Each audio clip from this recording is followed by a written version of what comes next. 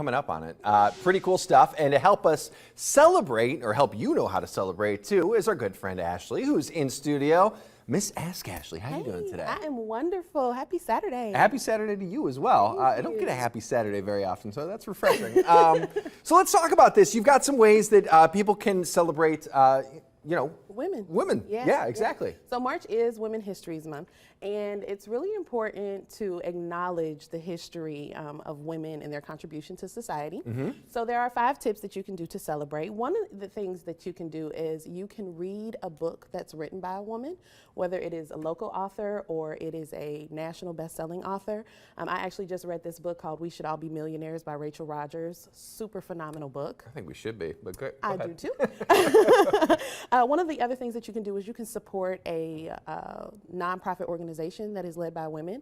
There's a phenomenal one here that I'm a really big fan of called Queen's Village of Cincinnati. Okay. And they bring women together. They help them learn and relearn and unlearn certain things about womanhood, and they support each other through the struggles of womanhood.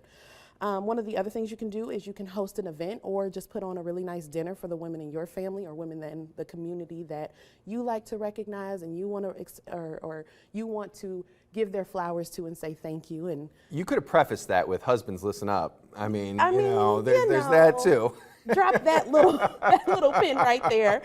You can also write a thank you note again to the women in your life that you show value to, who are important to you. So husbands, that is a really good one, or sons. There you go, and daughters, that would be good too.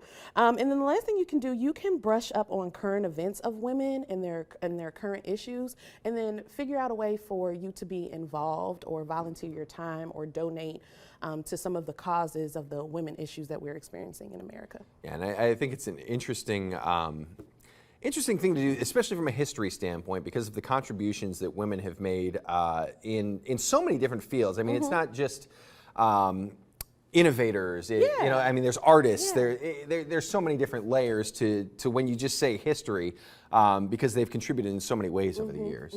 And be looking for the word history to change for the month of March. They're going to say her story. Oh, very interesting. They're going to say that. I did not know that was, okay, there you go. Ashley, where can people find you? As always, they can go to my website, which is www.ask-ashley, that's Ashley with 2 E's, no Y.com. I love that you always say it that way.